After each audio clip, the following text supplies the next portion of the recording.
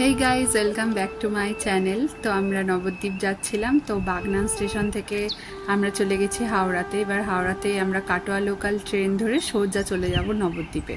তো নবদ্বীপ ধামে আমরা চলে এসেছি। নবদ্বীপে আমাদের বাড়ি। তো এই হচ্ছে আমাদের নবদ্বীপ ধাম স্টেশন। তো আমরা তোমাদেরকে নবদ্বীপের কিছু মেন মন্দির আছে সেগুলো তোমাদেরকে ঘুরে দেখাবার। নবদ্বীপ ঘাট থেকে যে লঞ্চে বা নৌকোয় করে মায়াপুর যাওয়া যায়, তো সেই ঘাটটাও তোমাদেরকে দেখাবো। তো আমরা এখন বাড়ির দিকে যাচ্ছি, বাড়ির থেকে বেরোবো মন্দিরের উদ্দেশ্যে। এটা হচ্ছে নবদ্বীপ বাস স্ট্যান্ড। তো চলো, আমরা বেরিয়ে পড়েছি বাড়ির থেকে। এবার আমরা প্রথমেই চলে গেছিলাম কেশবজির গৌরিয়া মঠে।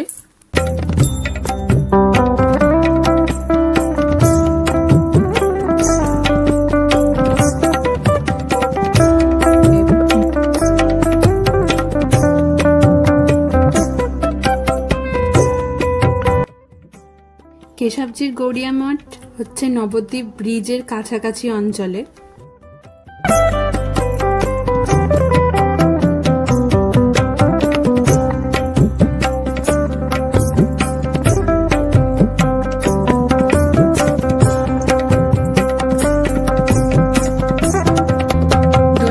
কিন্তু এই মন্দিরটার চেহারা একদমই পাল্টে যায়। এখানে প্রচুর ভক্তের সমাগম হয়।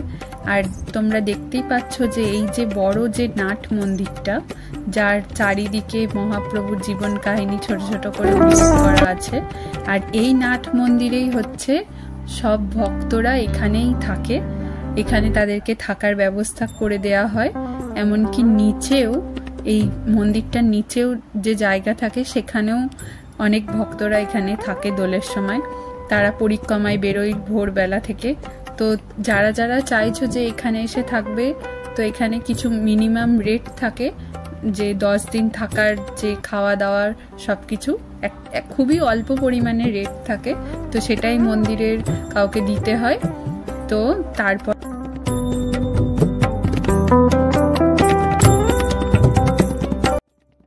অনেক বাইরের থেকেও দর্শনার্থী আসে, যারা এখানে এসে থাকে, মন্দির পরিক্রমা করে, নবদ্বীপ পরিক্রমা করে, তারপর কিন্তু তারা ফেরে। আর পাশেই রয়েছে এই মন্দিরটার ব্যালকনি, মানে বারান্দা, খোলা বড় বারান্দা, যেটা থেকে তোমরা মন্দিরটার চারিদিকটা দেখতে পারবে। মন্দিরটার ভেতরে আদার্স যেসব জায়গা আছে সেগুলো তোমরা দেখতে পারবে।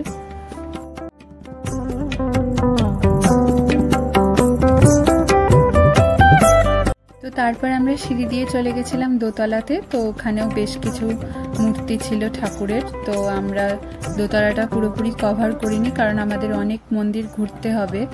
তো সেই জন্য আমরা 3 তলায় চলে যাই। তো 3 তলাতে অনেক রাধা কৃষ্ণের মূর্তি ছিল, তার ছেলেবেলার জীবন কাহিনীর কিছু মূর্তি ছিল। তো সেগুলো আছে। তো চলো তোমাদেরকে দেখায়। তো আমরা এখন সিঁড়ি দিয়ে চলে যাচ্ছি 3 তলাতে। তো 3 তলাতে এরকম রাধা কৃষ্ণের ছেলেবেলার কিছু স্মৃতির উদ্দেশ্যে কিছু মূর্তি গড়া আছে। তো সেইগুলো তোমাদেরকে দেখায়, চলো।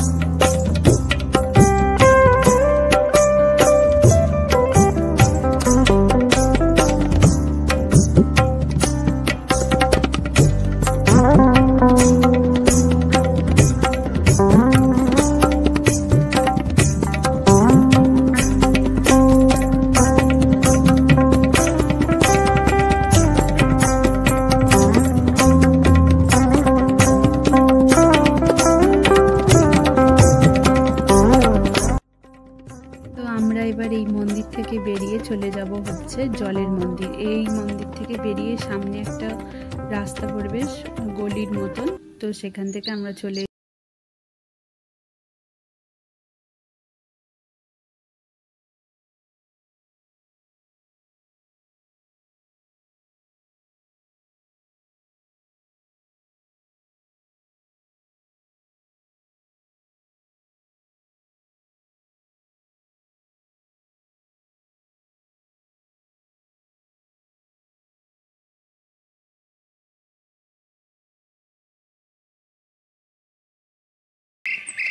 তো এটা হচ্ছে নবদ্বীপের জলের মন্দির।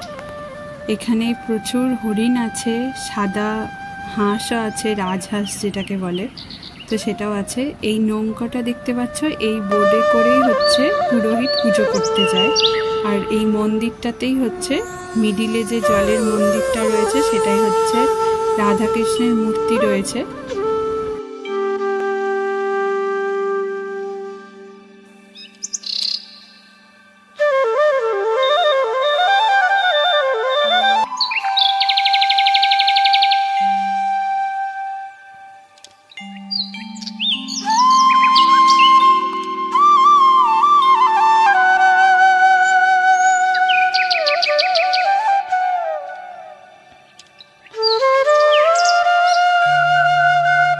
জলের মন্দিরের পাশেও আর একটা মঠ আছে, সেই মঠটায় আমরা ঢুকিনি, কারণ ওখানে যেহেতু 12টার পর বললামই তোমাদের যে মন্দির বন্ধ হয়ে যায়, তো ওখানে ওই জন্য আমি দেখাইনি। আর এইটা হচ্ছে পোড়ামাতলা যাওয়ার রাস্তা। রাধাবাজার মোড় থেকে সোজা চলে গেলেই তোমরা পোড়ামাতলা পৌঁছে যাবে।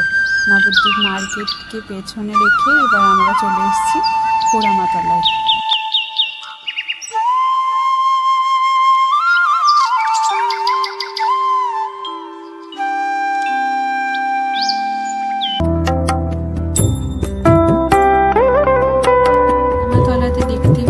যে একটা প্রকাণ্ড বড় বট গাছের নিচে এই শিবের মন্দির।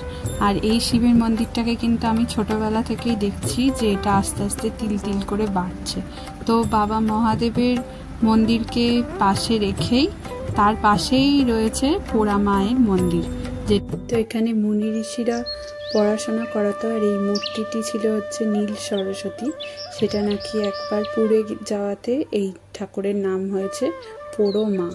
তো সেই জন্যেই এই গাছের নিচে একটা ঘট বসানো আছে, সেখানেই সবাই পুজো দেয়। আর খুবই জাগ্রত ঠাকুর, সবাই এখানে অনেক মানসিকও করে। তো এর পাশেই ছিল হচ্ছে মা ভবতারিণীর মন্দির। তো চলো তোমরাও আমার সাথে সাথে দর্শন করে নাও।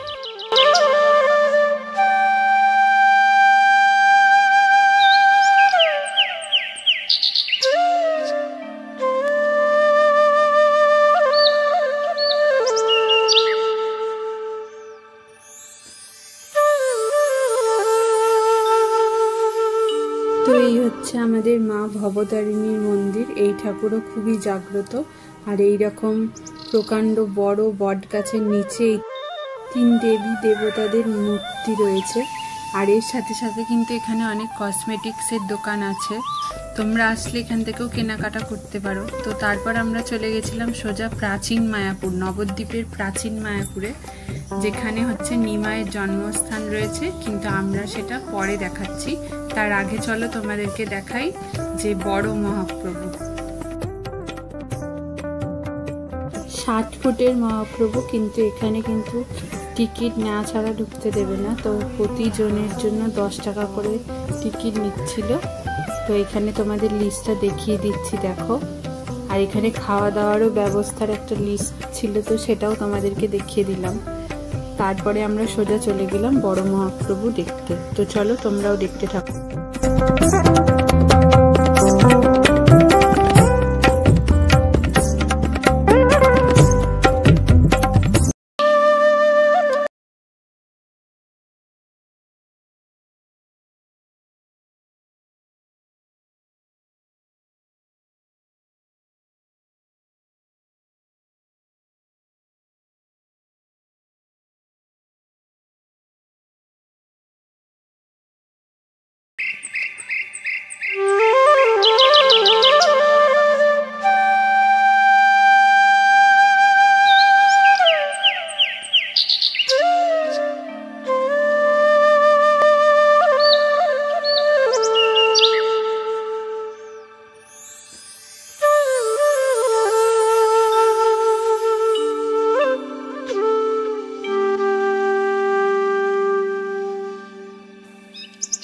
তোমরা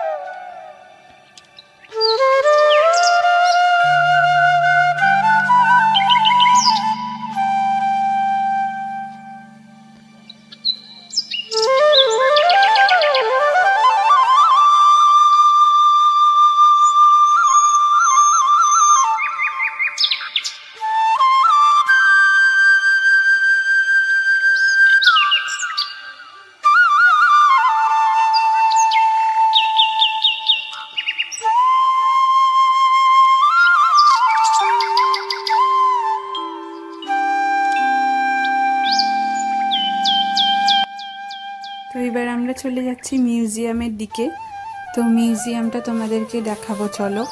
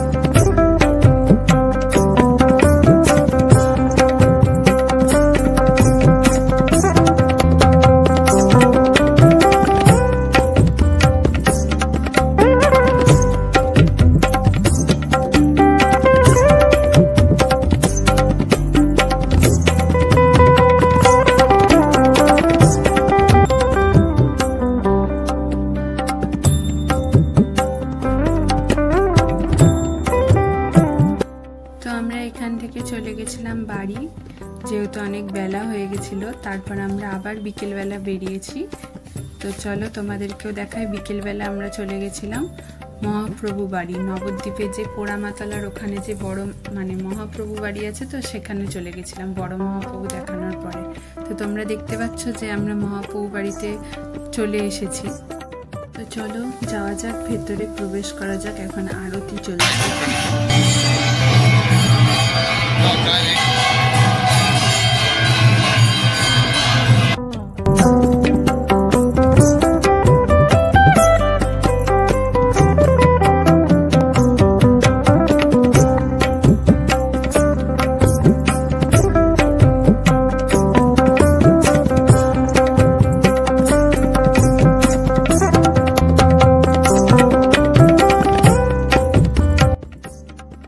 আমাদের নবদ্বীপের মহাপ্রভু বাড়ি।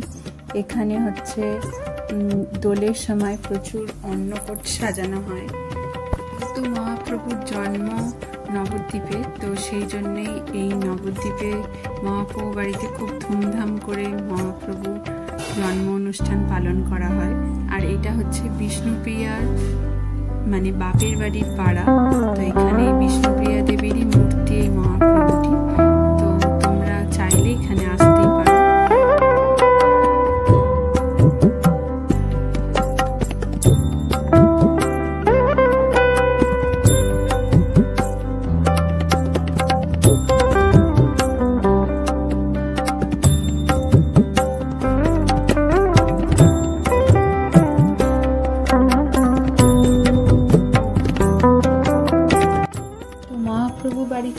চলে গেছিলাম নিতাই বাড়ি।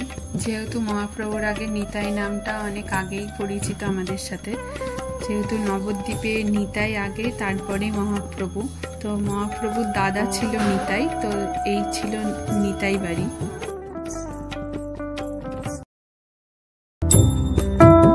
তারপরে আমরা চলে গেছিলাম মহাপ্রভু ওখানে নিমাইয়ের জন্মস্থান প্রাচীন মায়াপুরে। তোমাদেরকে বলেছিলাম যে প্রাচীন মায়াপুর দেখাবো, কারণ তখন দেখাতে পারিনি, যেহেতু 12টার পর মন্দির সব বন্ধ হয়ে গেছিল, তো সেই জন্য আমরা বিকেলবেলা থেকে রওনা দিয়েছি। তো এইটা হচ্ছে আমাদের প্রাচীন মায়াপুরের নিমাইয়ের জন্মস্থান, যেখানে স্বয়ং মহাপ্রভু জন্মেছে।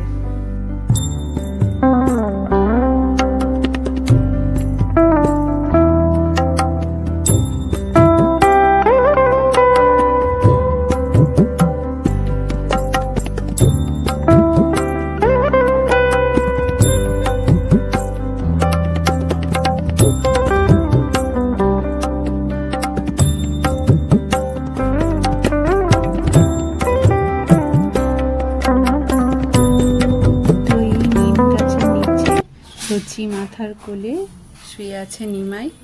তো এটা হচ্ছে মহাপ্রভুর জন্মস্থান। তো মন্দিরটা তোমাদেরকে দেখাই, চলো।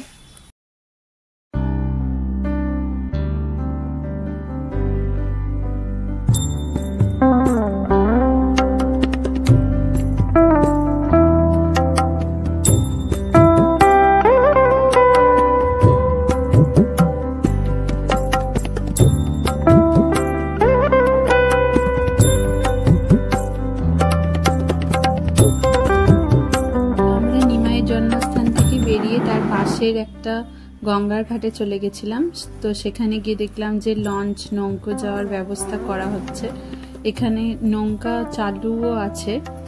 তো তারপর আমরা চলে গেছিলাম রানীর ঘাটে। এটা হচ্ছে রানীর মন্দির। এই মন্দিরে রানী রাসমণি এসেছিল বলে এই ঘাটটার নাম হচ্ছে রানীর ঘাট।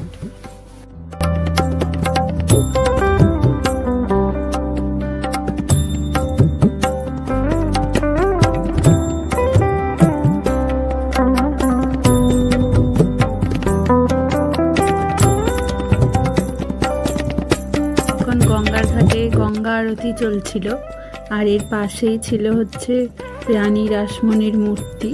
তো চলো তোমাদেরকে দেখাই।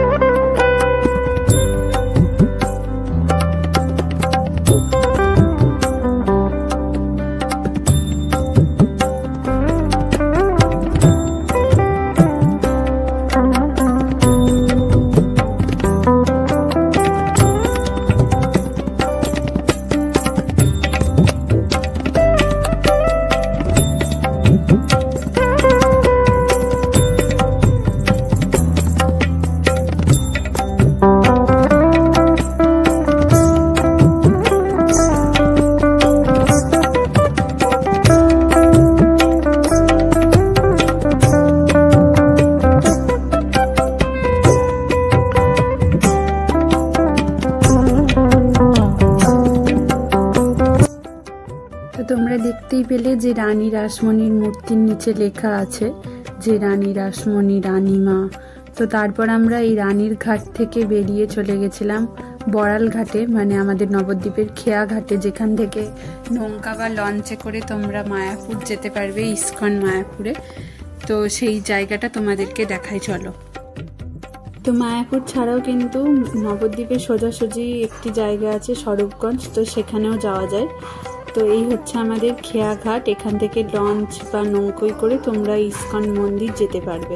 আর এখানে টাইমও অনেক কম লাগে, যারা কৃষ্ণনগর দিয়ে বাসে করে বা নিজস্ব গাড়ি করে আসো টাইমটা একটু বেশি লাগে, কিন্তু নবদ্বীপ দিয়ে গেলে খুবই কাছে।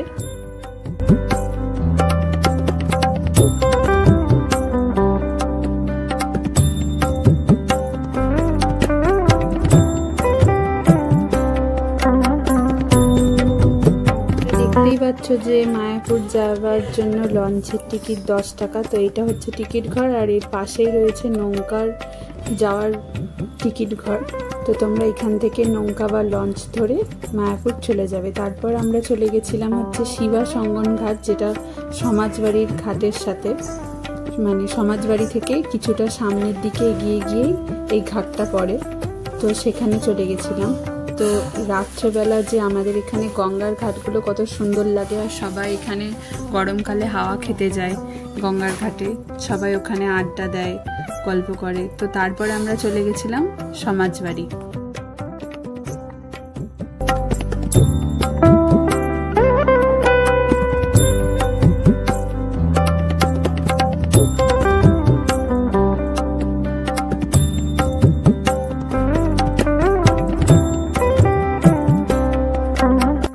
এটা হচ্ছে নবদ্বীপের সমাজবাড়ির অন্যতম একটা মন্দির। এখানে কিন্তু নবদ্বীপে যারাই দর্শনার্থী আসে তারাই এই মন্দিরে আসে। আর এইটা হচ্ছে দাদা মশাইয়ের মূর্তি, এই মন্দিরের প্রতিষ্ঠাতা। তো এই মন্দিরটি হচ্ছে পিতলের বড় বড় ঘড়া দিয়ে তৈরি। তোমরা মন্দিরটার ভেতরে ঢোকার আগে মন্দিরটাকে ভালোভাবে লক্ষ্য করবে। আর এইটা হচ্ছে নাট মন্দির, কিন্তু এই নাট মন্দিরটা মার্বেলটাকে পালিশ করার জন্য, সেই জন্য আমি ভালো মতন দেখাইনি।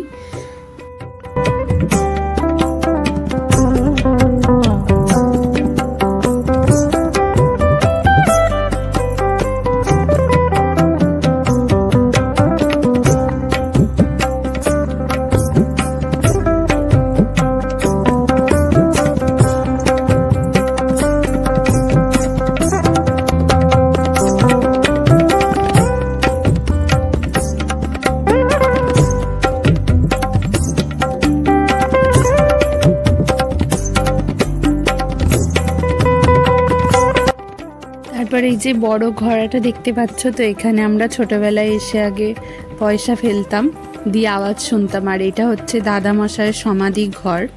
তো তারপর আমরা সমাজবাড়িটা তোমাদেরকে ভালোভাবে দেখিয়ে তারপর আমরা চলে গেছিলাম ফাঁসিতলার ঘাট, যেখানে রাসের সময় যে প্রতিমাগুলোকে বিসর্জন দেয়া হয়, তো সেই ঘাটে। তো এবার আমাদের ভিডিওটাকে এখানেই এন্ড করতে হবে। আমাদের এইটুকুই ছিল নবদ্বীপের ভিডিও। তো এরপরে যখন আবার যাব, আবার অনেক মন্দির দর্শন করাবো, আরও অনেক জায়গা ডিটেলস দেব। তো তোমরা যদি অবশ্যই ভিডিওটা ভালো লেগে থাকে তো অবশ্যই তাড়াতাড়ি লাইক, কমেন্ট, সাবস্ক্রাইব করে দিও। তো বাই, তোমরাও ভালো থেকো।